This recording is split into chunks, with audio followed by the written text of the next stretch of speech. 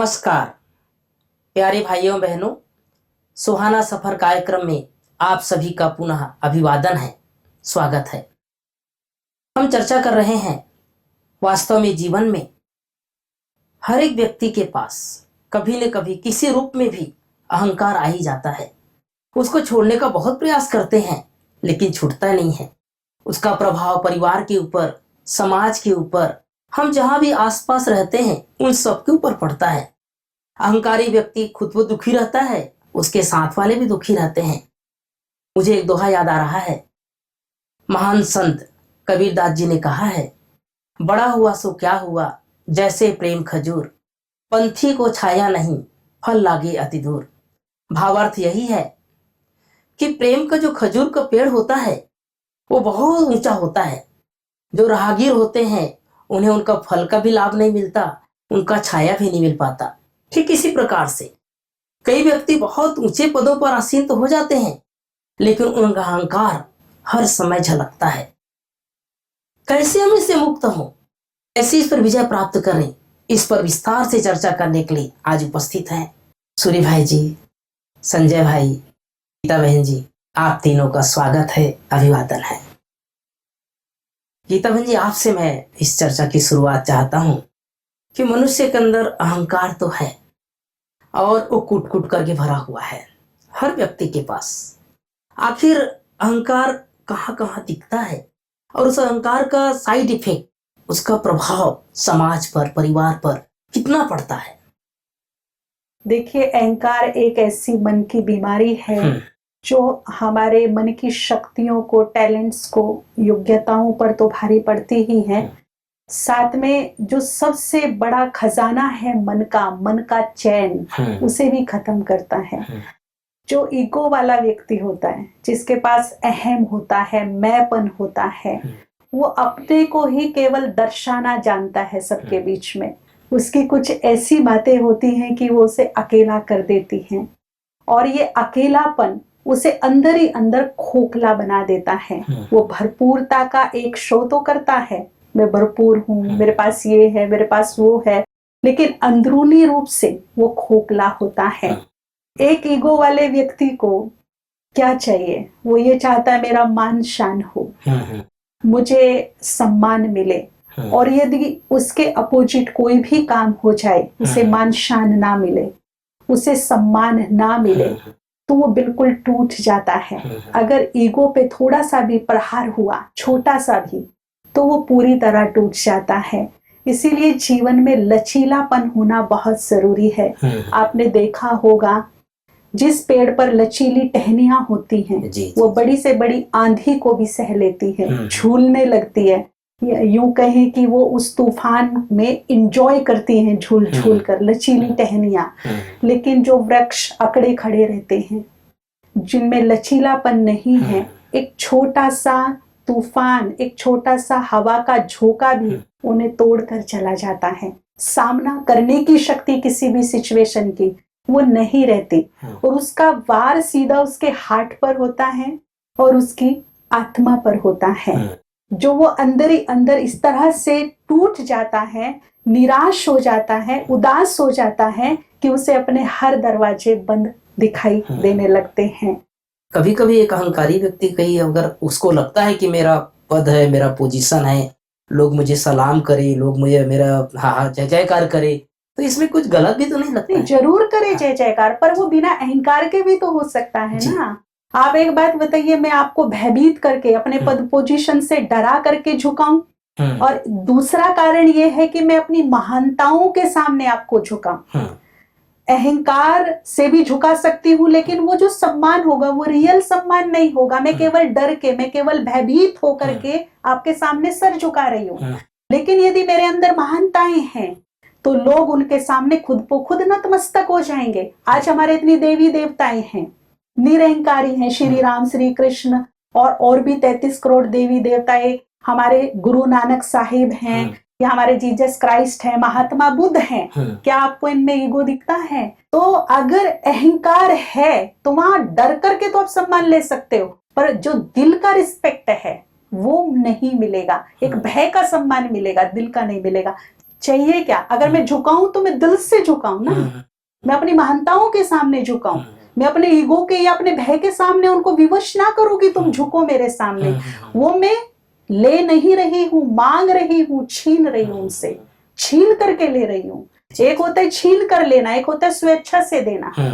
तो स्वेच्छा से देना अच्छा लगता है या छीन कर लेना अच्छा लगता है? क्या लगेगा? स्वेच्छा वाला। तो मेरी पर्सनैलिटी कैसी होनी चाहिए कि मुझे लोग स्वेच्छा से दें या छीन कर मैं लेती रहूं, जबरदस्ती लेती रहूं, दो दो और नहीं दोगे तो मैं तुम्हारे सामने अवरोध पैदा हो जाऊंगा, मैं तुम्हारे मार्ग में जो है बाधा बनूंगा, तुम्हारे कामों में टांग अड़ाऊंगा, तुम्हारे सफलता नहीं मिलने दूंगा, तुम्हारा प्रमोशन रोक दूंगा, या मेरी तुमसे नहीं बनी तो मैं ऐसा कर दूंगा। वे उसके साइड इफेक्ट फिर कितने होते हैं।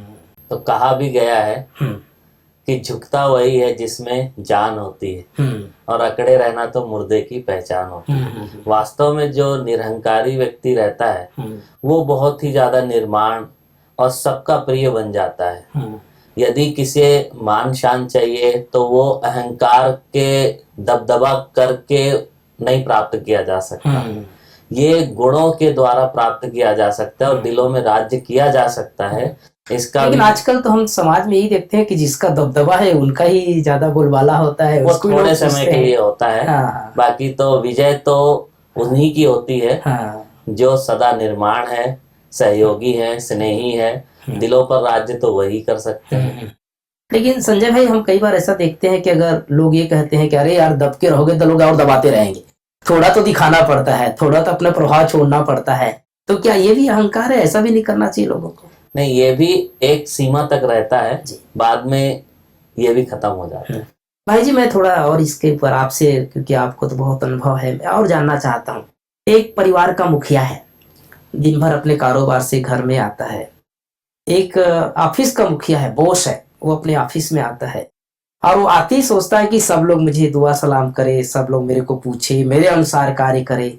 एक परिवार का मुखिया आकर के जैसे ही घर में प्रवेश करता है और सोचता है कि सब मेरे अनुसार घर में कारोबार ठीक हो रहे हैं कि नहीं हो रहे हैं, तो वो क्या ये अहंकार है? और क्या ये भी गलत है कि उसको ऐसा भी नहीं करना चाहिए?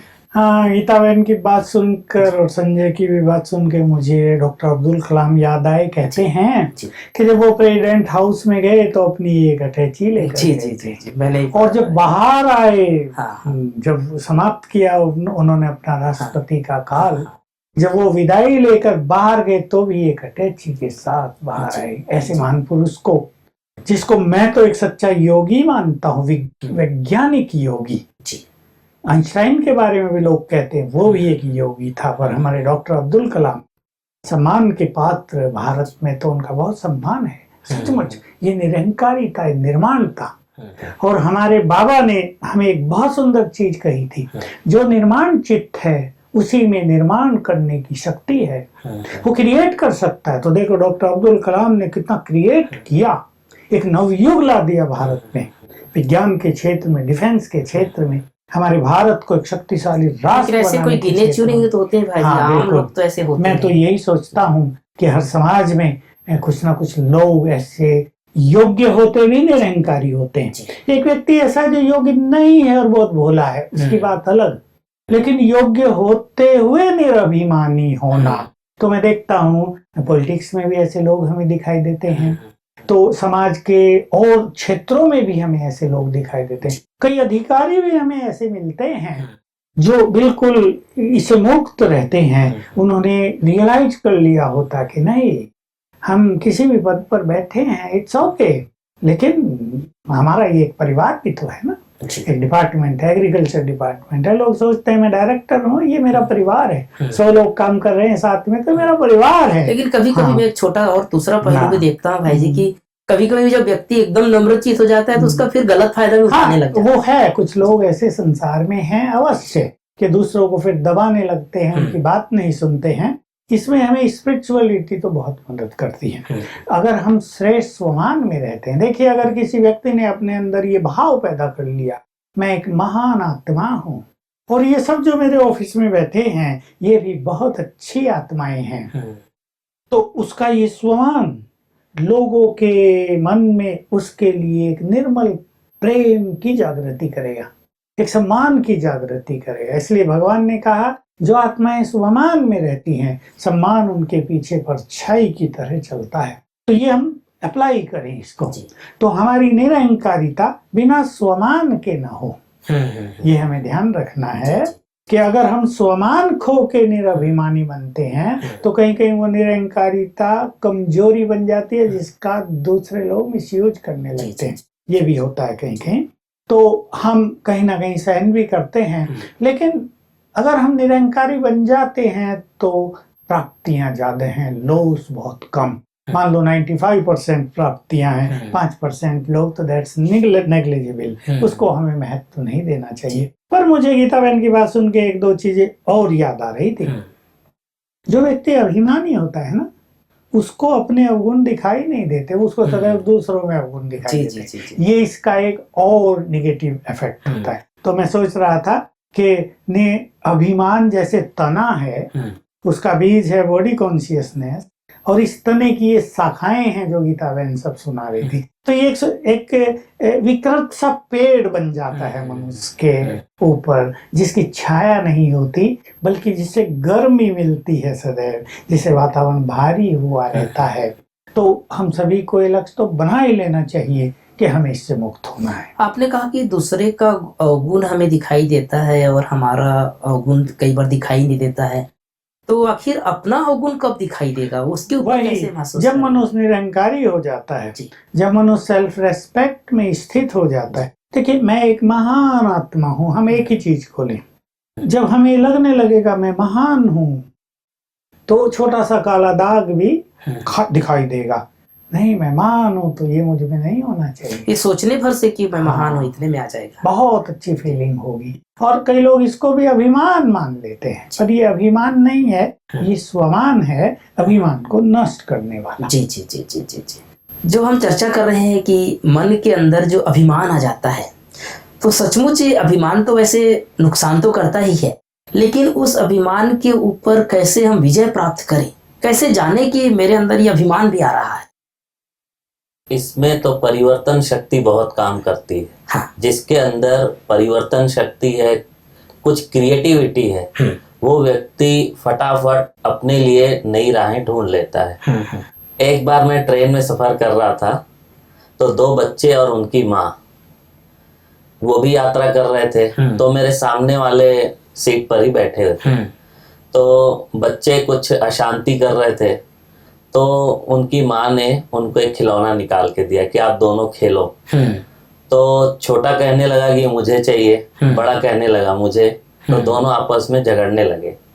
तो माँ ने कहा कि बच्चे ऐसा करो, बड़े वाले को कहा कि तुम छोटे को दे दो, क्योंकि तू बड़ा है ना, तो छोटे को दे दो। तो उन्होंने छोटे बच्चे को दिया, लेकिन वो क्वेश्चन पूछने लगा अपनी माँ से कि माँ, मैं तो हमेशा बड़ा रहूंगा, तो हमेशा क्या मुझे ही परिवर्तन करना है? तब फिर मैंने उस बच्चे को देखा कि मैंने उनको बुला लिया अपने पास। मैं बोला, आओ हम लोग दूसरा कुछ गेम खेलते हैं। तो हमने कुछ क्रिएट किया उस समय। तो हम दूसरा गेम खेलने लगे, चाहे हाथ से ऐसे कर रहे हैं, या हाथ मिला रहे हैं, या अंगूठा ऐसे डन कर रहे हैं। तो ये सब हम लोग दोनों को देखकर, वो जो छोटा बच्चा था वो उसका ध्यान खिलौने से हट गया। वो हम लोगों को ही देख रहा था कि ये लोग क्या कर रहे हैं, कुछ नया कर रहे हैं। तो वो भी खिलौना छोड़कर इधर आ गया और खिलौना कहा बड़े को कि तू ये रख, मैं इनके साथ खेलूंगा। तो ये क्रिएटिविटी हर व्यक्ति यदि करना सीख जाए, तो वो इस पर सहज ही विजय प्राप्त कर सकता है और धीरे धीरे अपने जीवन को खुशियों से फिर से भर सकता है। तो मेरे अंदर ईगो है, लेकिन किसके अभाव में है? ऐसी कौन सी मिसिंग है जिसके अभाव में ये ईगो है? तो वो मुझे उसका एक सही, एक पॉजिटिव पहलू ढूंढना है। जी, जी, जी, जी। मेरे अंदर आत्मीयता नहीं है, मेरे अंदर अपनापन नहीं है, मेरे अंदर सहज भाव, शुभ भाव नहीं है, मेरे अंदर इजी नेचर नहीं है, नेचर मेरी बहुत हार्ड है, इसका मतलब ईगो है। मेरे अंदर आत्मीयता नहीं है, इसका मतलब मेरे अंदर ईगो है। मेरे अंदर अपनापन नहीं है, मैं भेदभाव रखती हूँ, परायापन रखती हूँ, दूरियां रखती हूँ, मनमुटाव रखती हूँ, इंसान को इंसान नहीं समझती हूँ, छोटा बड़ा समझती हूँ, गरीब अमीर देख रही हूँ, फिर उनके चेहरे देख करके मेरा व्यवहार, मेरी बात हो रही है, इसका मतलब कहीं ना कहीं मेरे अंदर मैंपन है। यदि मुझे ईगो को खत्म करना है तो ईगो पे बार बार फोकस ना करके उसे चेक किया, समझ लिया, अब उसको भरने की कोशिश करनी है। तो मैं परसेंटेज में इन गुणों को अपने अंदर अप्लाई करूं, आत्मीयता बढ़ाऊं, अपनापन बढ़ाऊं लोगों के लिए, सहज भाव बढ़ाऊं और साथ में अपनी नेचर को इजी बनाऊं, सरल नेचर बनाऊं। जितना मैं सरल होंगी उतनी सुखी बन जाऊंगी और इतना ही सुख मैं दुनिया को देती चलूंगी। इस तरह से इस ईगो पर हम काफी हद तक विजय प्राप्त कर सकते हैं और अपने परिवारों में एक खुशी का माहौल बना सकते हैं। देखिए, आज छोटी छोटी बातों में परिवार टूट रही है। मैं कहीं पढ़ रही थी तो एक विलायत का, विदेश का एक न्यूज है कि 80 साल के बूढ़े व्यक्ति ने 82 साल की बूढ़ी अपनी पत्नी को तलाक दिया। अब मैं सोचने लगी, इस उम्र में भाई उनकी शादी हुई होगी तब वो 20, 22, 25 साल के रहे होंगे। इतना लॉन्ग टाइम रहने के बाद इस पड़ाव पर आकर के जब दोनों बेसहारा जैसे हो गए हैं, तब एक दूसरे का सहारा बनने के बजाय एक दूसरे से दूरियां बना रही है, तलाक दे रही हैं। ऐसी कौन सी बात होगी जो इस एज में तलाक देने की पड़ गई? तो बात आगे सामने आई एक कुर्सी, एक कुर्सी जिस पे अक्सर करके वो बूढ़ा व्यक्ति बैठा करता था। अब बूढ़ी अम्मा ने जिद पकड़ ली, ये कुर्सी मुझे चाहिए, इस कुर्सी पे मैं बैठूंगी। वो कुर्सी केवल उनके तलाक का कारण बन गई। अब कोर्ट के लिए भी सबसे बड़ी समस्या है, जितनी प्रॉपर्टी थी सब बट गई, सब में वे दोनों सेटिस्फाई हो गए, लेकिन जब मैटर कुर्सी का आया बीच में कुर्सी अटक गई। तो फिर कोर्ट भी सोच में पड़ गया, अब ये कुर्सी किसको दे। और वो बूढ़ा कहते हैं मुझे दो, बूढ़ी कहती नहीं, मैं इससे तो मैंने अपना संबंध खत्म कर लिया, इस पे मेरा अधिकार है, ये कुर्सी मुझे चाहिए।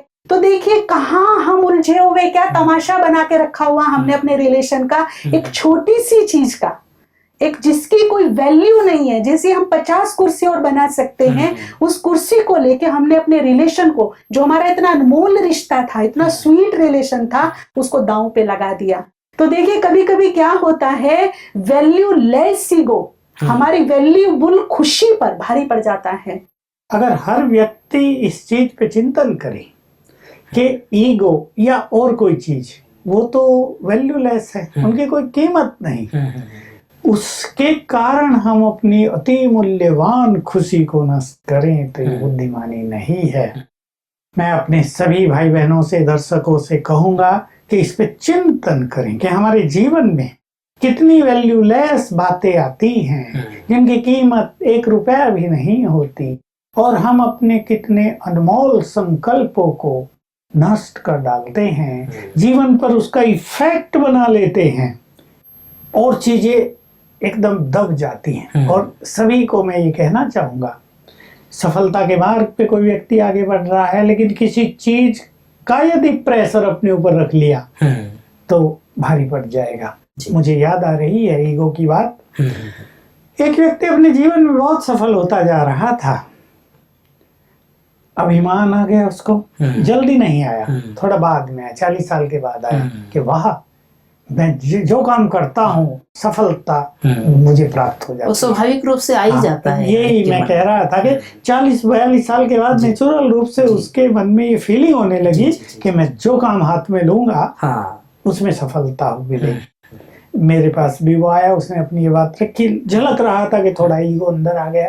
मैंने कहा नहीं, ये सोचो परमात्मा ने मुझे ये सफलता दिलाई। उसने कहा परमात्मा ने कैसे दिलाई, मैं योग्य था ना, मैंने मेहनत की है ना, परमात्मा का इसमें क्या रोल है, मैंने खुद सफलता अर्जित की है। उसकी ये जिद देख के मैंने कहा ठीक है, तो भाई आगे बढ़ो जिंदगी में और सफल हो जाओ। लेकिन 5-7 साल के बाद ही उसका सफलता का मार्ग रुक गया जी। अब वो जो कदम आगे बढ़ाए वहां सफलता का काला पर्दा उसके सामने दिखाई देता था। फिर दूसरी तरफ हमने कदम आगे बढ़ाए, वहां भी एक असफलता की दीवार उसके सामने खड़ी थी। फिर वो मेरे पास आए। मैंने कहा यही तो बात है, अगर आप तभी स्वीकार कर लेते कि मेरे साथ परमात्मा कृपा है, प्रभु की कृपा मुझ पे बनी हुई है, वो अपनी शक्तियां मुझे दे रहा है, ये सफलता का वरदान भी उससे मुझे मिला है, तो शायद आपकी सफलता को आप बहुत एंजॉय करते और आपकी सफलता से दूसरे लोगों को आपके लिए ईर्ष्या भी ना होती, क्योंकि अब वो ईर्ष्या का शिकार हो चुका था। और यही कारण हुआ उसकी असफलता का। जब वो ज्यादा बखान करने लगा, जब लोगों को लगने लगा इसमें ईगो बहुत आ गया है, तो सबकी निगेटिव फीलिंग्स उसकी ओर बढ़ गई और इसने उसके सफलता के मार्ग को रोक दिया। तो मैं तो सभी को यही कहूंगा कि देखिए, जो कुछ हमारे पास योग्यताएं हैं, आप एक अच्छे साइंटिस्ट हैं, बहुत ही अच्छी बात है, ये आपकी क्वालिटी है, नो डाउट। आपने जीवन में मेहनत की है, लेकिन उसको बिल्कुल न भूलें जिसने आपको ये बल दिया है, बुद्धि दी है। बुद्धिमान लोग तो बहुत हैं, साइंस के फील्ड में बुद्धिमान बहुत हैं, लेकिन वे कुछ कर नहीं पा रहे हैं। तो सत्य यही है और ये हम सबको स्वीकार करना चाहिए कि परमात्मा कृपा के बिना, उसकी शक्तियां मिलने के बिना, उसके वरदान मिलने के बिना हम सफलता के मार्ग पर अग्रसर नहीं होते। तो हमने तो इस जीवन में ये सीखा था कि जो कुछ हमारे पास है, चाहे बुद्धि है, बल है, सफलता है, हमें बहुत मान शान मिल रहा है, हमारे चारों ओर बहुत लोग हैं, हमने सम्मान अर्जित किया है, या हम बहुत धनवान बन गए हैं, ये सब प्रभु देन है। प्रभु देन है तो शुक्रिया तो बनता है। एक बार हम दिल से उसको धन्यवाद तो बोले। 24 घंटे में जो कुछ मेरे पास है, जो कुछ मुझे मिला है, अगर मैं खुले दिल से भगवान का शुक्रिया बोलने लगूं तो भी ये ईगो डाउन हो सकता है। जी जी, अहंकार पर विजय प्राप्त करने का एक माध्यम है कि अब ईश्वर का धन्यवाद करते रहें। आइए हम सभी रोज सवेरे उठकर अपने परम पिता को धन्यवाद दिया करें। हे प्रभु, हे शिव बाबा, आपने मुझे सब कुछ प्रदान किया, आपको कोटि कोटि बार शुक्रिया। सवेरे ही करें ये सब और उसके बाद फिर अपने मन को शांत करके आगे बढ़ें। भाई साहब, आपने बहुत सुंदर बात बताया कि सवेरे हम ईश्वर का धन्यवाद करें, लेकिन सवेरे ही क्यों? मेरा ऐसा विचार है कि जब भी आपको टाइम मिले, दोपहर को, शाम को, रात को सोने से पहले, कभी भी उस ईश्वर का, परमात्मा का धन्यवाद जरूर करें। बिल्कुल ठीक। आप तीनों समय निकाल करके अपने विचार रखें, उसके लिए पुनः धन्यवाद। प्यारे भाइयों एवं बहनों, आज हमने विशेष रूप से इस चर्चा में जानकारी ली कि सच में मनुष्य के अंदर बहुत गुण है, लेकिन उन गुणों का विकास करना हमें आना चाहिए। कई बार एक छोटा सा अहंकार मानव जीवन के रास्ते में रोड़ा बन जाता है, परिवार विघटन के कारण बन जाते हैं। मुझे एक दृष्टांत याद आ रहा है। ग्रीस यूनान देश है, जहां पर एक महान संत हुए हैं, दार्शनिक विचारक हुए हैं, और उनका नाम सुकरात। तो सुकरात एक बार अपने शहर में बाहर निकल रहे थे, रास्ते चलते चलते बहुत दूर निकल गए तो सामने से एक शराबी आ रहा था, और शराबी शराब के नशे में बहुत लड़खड़ा रहा था। तो ये देख करके सुकरात के मन में आया, अरे कहीं गिर ना जाए। तो उसने प्यार से बोला, अरे भैया संभल के चलो, कहीं गिर जाओगे गड्ढे में तो आपको चोट लग जाएगी। तो उस शराबी ने बहुत सुंदर जवाब दिया, मैं तो शराबी हूं, तुम संभल करके चलो, क्योंकि तुम्हें सारा संसार जानता है, तुम दार्शनिक हो, विचारक हो। मैं गिरूंगा तो मुझे कोई फर्क नहीं पड़ेगा, लेकिन अगर आप गिरोगे तो सारा संसार आपको जान जाएगा, इसलिए पहले आप भी संभलो। सचमुच हम सभी को इस जीवन रूपी यात्रा में, इस सफर में पग पग संभल करके चलने की जरूरत है, अपने आप को एक बार झांकने की जरूरत है। सो सचमुच ये जीवन रूपी यात्रा सुखमय बन सकता है, आनंदमय बन सकता है, जीवन में सुगंध आ सकता है। इन्हीं विचारों के साथ मेरी बहुत बहुत शुभकामनाएं हैं आप सब दर्शकों के लिए। अपने अहंकार पर विजय प्राप्त करें, इसको अच्छी तरह से चेक करें, इस जीवन से सदा सदा के लिए समाप्त करें। पुनः मुलाकात होगी, तब तक के लिए आज्ञा दीजिए। नमस्कार।